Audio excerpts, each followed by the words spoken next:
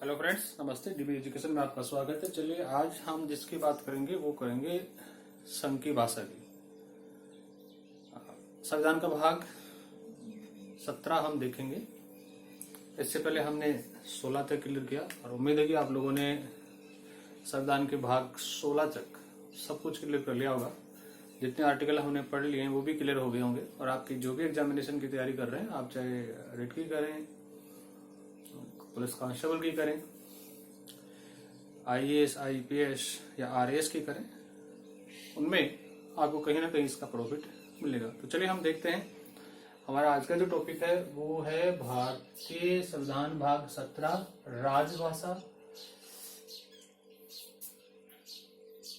और अनुच्छेद 343 से लेकर 351 तक।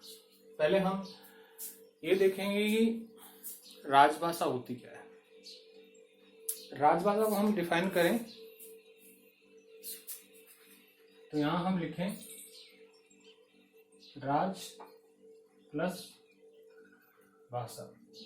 इसको समझे। राज मीन्स होता है शासन, ठीक है। शासन नहीं समझे तो हम समझ सकते हैं प्रशासकीय व्यवस्था।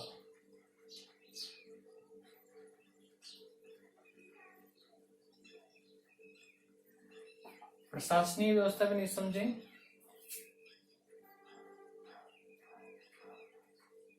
तो राज्य में होने वाले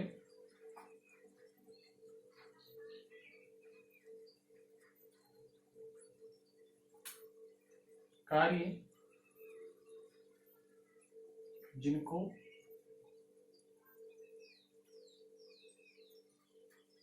शासन के माध्यम से पूरा किया जाए, ठीक है। और भाषा जानते हैं। भाषा की हम एक डेफिनेशन निकालें तो कह सकते हैं एक ऐसी स्थिति, एक ऐसी विचारधारा जिसके माध्यम से हम अपने विचारों को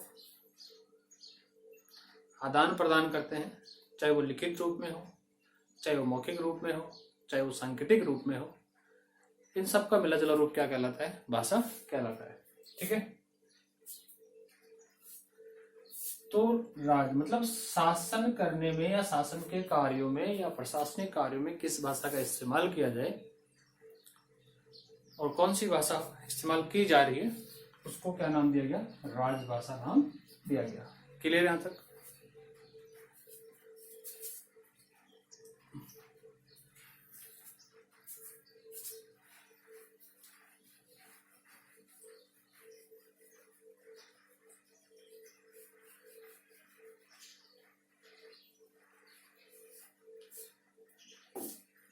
अब हमारे सामने सबसे पहले आ रहा है संघ की भाषा 343, संघ की राजभाषा। अध्याय 1 है जिसका नाम क्या है? संघ की भाषा। और यहाँ 343 में क्या दे रखा है? संघ की राजभाषा। मतलब जो संघ है, संघ मतलब यहाँ कौन है? संघ कौन है भाई? केंद्र या फिर संपूर्ण भारत। तो इसमें राजभाषा किसे बनाया गया? हिंदी को। किसको बनाया गया? हिंदी को, ठीक है। जितने भी भाषाएं हैं वो संविधान की कौन सी सूची में? 8वीं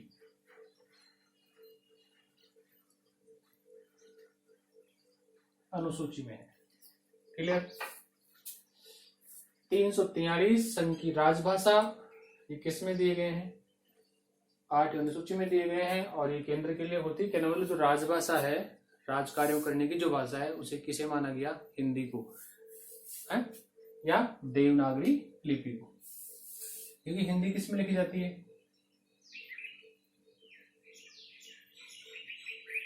देवनागरी लिपि। जैसे इंग्लिश होती है, वो किस में लिखी जाती है? रोमन लिपि में। ठीक है, उसी प्रकार हिंदी जो है किस में लिखी जाती है? देवनागरी लिपि में लिखी जाती है। क्लियर?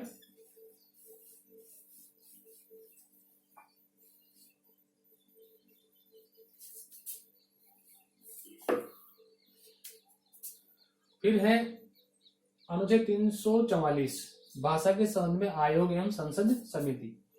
इसमें यह बताया गया है कि भाषा के संबंध में क्या है, एक आयोग का गठन किया जा सकता है या समिति बनाई जा सकती है, लेकिन कब बनाई जाती है? राष्ट्रपति इसके लिए क्या हो? एग्री हो, और राष्ट्रपति ही इस आयोग की क्या करता है? नियुक्ति करता है। मतलब भाषा संबंधी जो भी प्रॉब्लम क्रिएट होती है उसके लिए आयोग या संसद समिति बनाई जाती है, और उसकी नियुक्ति किसके द्वारा की जाती है? राष्ट्रपति के द्वारा की जाती है। अध्याय 2 की बात कर लें, इसमें देखा प्रादेशिक भाषाएं। प्रादेशिक भाषाएं मतलब पहले संघ की भाषा देगी, अब हम किसकी बात करें? प्रादेशिक भाषाएं। मतलब हमारे देश में कितने प्रदेश हैं, कितने राज्य हैं, उनकी भाषाएं क्या क्या हैं। तो इसमें बताया गया कि 345 में राज्य की राजभाषा भी क्या होगी? हिंदी होगी। राज्य की राजभाषा भी क्या होगी? हिंदी होगी, और वो इसमें काम कर सकता है। लेकिन कभी कभी क्या होता है, विधानमंडल के द्वारा या विधानसभा के द्वारा कोई ऐसा प्रस्ताव ले लिया जाता है जिसके अंतर्गत वह हिंदी के साथ साथ किसमें भी काम कर सकता है? अंग्रेजी में भी काम कर सकता है। क्लियर? फिर है 346 राज्य व राज्य तथा संघ के मध्य पत्रादि भाषा। कहने का मतलब ये हो गया फ्रेंड कि राज्य और राज्य, एक राज्य से दूसरे राज्य में कोई पत्र व्यवहार होता है, और राज्य से संघ में कोई पत्र व्यवहार होता है, तो उनकी भाषा कौन सी होगी वो भी इसमें क्लियर किया गया है। कि वही बात है कि अगर दो राज्य सेम भाषा में पत्र व्यवहार कर रहे हैं तो उनके संघ के साथ भी कैसी भाषा होगी? वही होगी। कहने का मतलब ये होगा कि हिंदी और इंग्लिश दोनों में आप संघ के साथ पत्र व्यवहार कर सकते हैं। अनुच्छेद 347 किसी राज्य की जनसंख्या के किसी अनुभाग द्वारा बोली जाने वाली भाषा के उपबंध। मतलब ये हो गया कि मान लीजिए राजस्थान है, तो अब राजस्थान है उसमें 80% लोग लोकल भाषा का प्रयोग करते हैं, प्योर राजस्थानी भाषा का प्रयोग करते हैं। तो ऐसी स्थिति में वहां की जो विधानमंडल है, जिस भी राज्य में जिस भाषा का इस्तेमाल किया जाता है अधिकतम, तो वहां के जो लोग हैं वो इस भाषा को विधानमंडल के द्वारा इसको राजभाषा के रूप में प्रयोग करने के लिए बाध्य कर सकते हैं। मतलब ये हो गया, इसमें सीधे सीधे हम समझ लें तो कह सकते हैं कि 80% लोग किसी भाषा का प्रयोग कर रहे हैं तो विधानमंडल के पास ये अधिकार होता है कि वह इस भाषा को शासकीय कार्य में क्या कर सकता है? प्रयोग कर सकता है। क्लियर? इसके बाद में अध्याय 3 न्यायालयों की भाषा। हमारे संविधान में स्पष्ट उल्लेख किया गया है कि जो न्यायालय है वो संविधान लागू होने के 10 से 15 साल तक तो किसका प्रयोग करेंगे? अंग्रेजी भाषा का प्रयोग करेंगे। इसके बाद में इसका प्रयोग कर सकते हैं, लेकिन लगता है कि अब हमें हिंदी भाषा में भी काम करना है, तो इसके लिए वो विधेयक तैयार करवा सकते हैं और इसको फिर हिंदी भाषा में कार्य करवा सकते हैं। लेकिन वर्तमान में ऐसा नहीं हुआ। जितने भी हमारे न्यायालय हैं उनमें किसका प्रयोग किया गया है? इंग्लिश का प्रयोग ही किया गया है। जो भी जजमेंट होते हैं वो सारे किस में दिए जाते हैं? अंग्रेजी में दिए जाते हैं। न्यायालयों द्वारा प्रयोग की जाने वाली भाषा 348 में न्यायालयों में प्रयोग की जाने वाली भाषा कौन सी है? अंग्रेजी है। 349 भाषा से संबंधित कुछ विधियां अधिनियमित करने के लिए विशेष प्रक्रिया।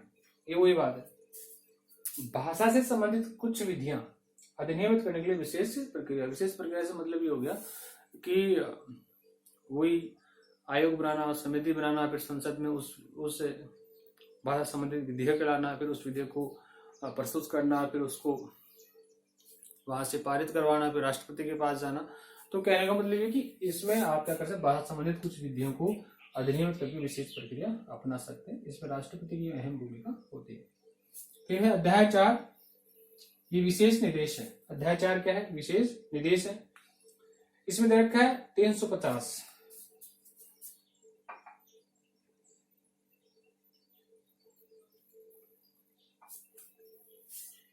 में दिया गया है कि व्यथा के निवारण हेतु अभ्यावेदन में प्रयोग किया जाने वाला भाषा का प्रयोग।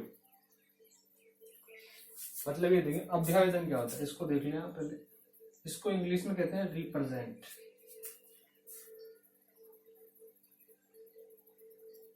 रिप्रेजेंटेशन।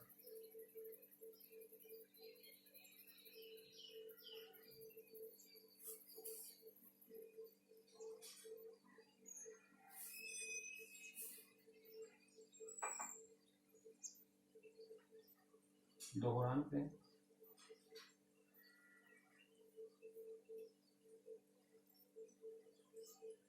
पुनः प्रस्तुतिकरण पे है, ठीक है।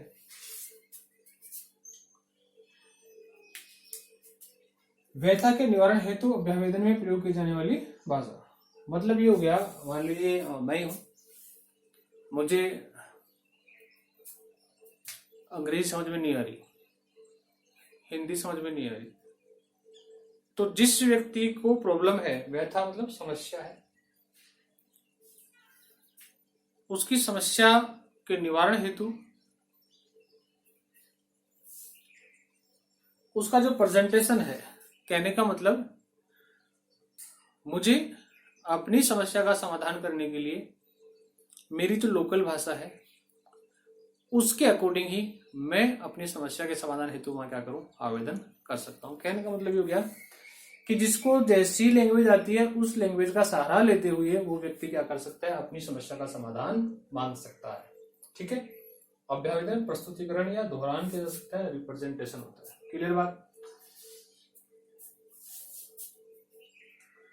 फिर अनुच्छेद 350 का इसमें दिया गया मातृभाषा में प्राथमिक स्तर पर शिक्षा की सुविधा। कहने का मतलब ये हो गया प्राथमिक स्तर 1 से लेकर 5वीं क्लास तक, मतलब प्राइमरी क्लास।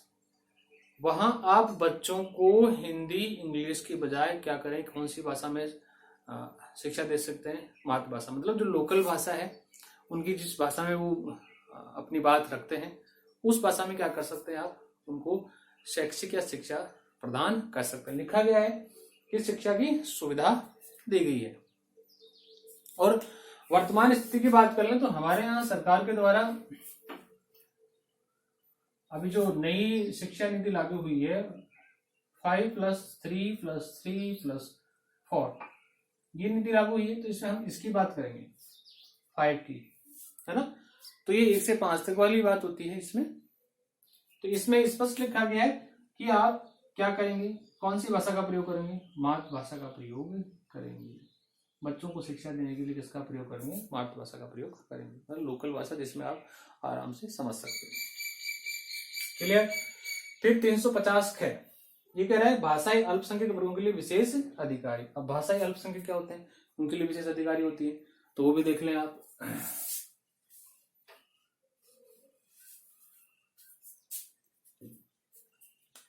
माना ये राजस्थान है,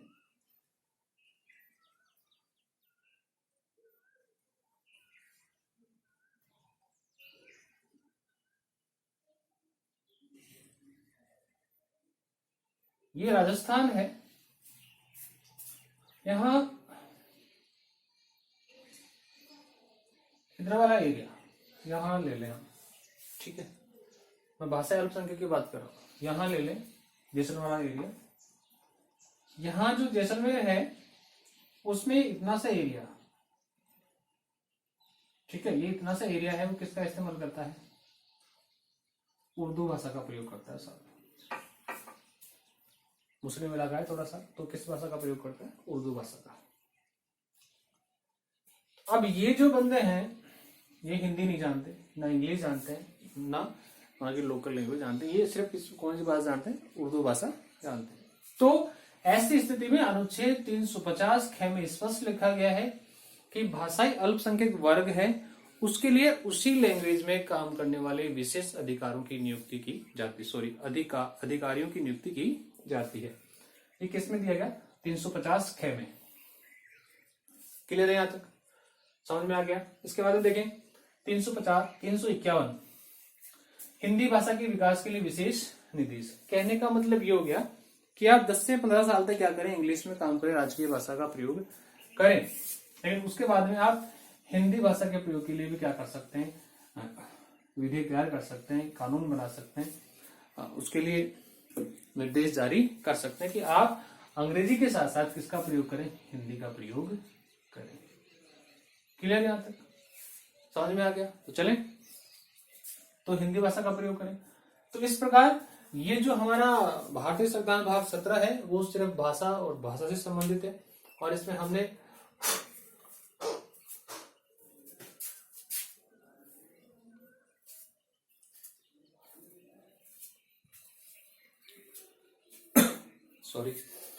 केवल भाषा और भाषा संबंधित है। ऑफिशियल लैंग्वेज, ऑफिशियल तो समझते हैं आप, यहाँ हम देख सकते हैं। अगर ऐसे राजभाषा समझ में नहीं है तो हम ऑफिशियल समझ सकते हैं। मतलब कार्यालय भाषा, मतलब कौन सी भाषा? कार्यालय, कार्यालय भाषा मतलब काम करने वाली भाषा। क्लियर है बात? समझ में आ गया? ठीक है। इसमें 4 अध्याय हैं। पहला अध्याय जिसका नाम है संघीय भाषा, दूसरा का नाम प्रादेशिक भाषाएं, और जो थर्ड है न्यायालयों की भाषाएं, और चौथा है विशेष निर्देश। तो डियर फ्रेंड, ये था हमारा आज का वीडियो। आई थिंक आपको जरूर समझ में आया होगा, और मुझे उम्मीद है कि आप लोग इसको जरूर समझे होंगे। अगर आपको वीडियो अच्छा लगे तो प्लीज लाइक और शेयर जरूर करें, अपने ग्रुप्स में इसको शेयर करते रहें। आप सपोर्ट जितना करेंगे, वो वाला सपोर्ट नहीं जो आप समझ रहे हैं, मतलब सपोर्ट सहारा देने वाला, तो उसका आप करें तो मुझे बड़ी खुशी होगी। अगर आपको कुछ भी लगता है तो आप कमेंट्स बॉक्स में निरंतर कमेंट्स करें, मुझे बताएं, समझाएं कि कहाँ कमी रह गई, कहाँ आपको पूछना है, कितना अच्छा वीडियो लगा।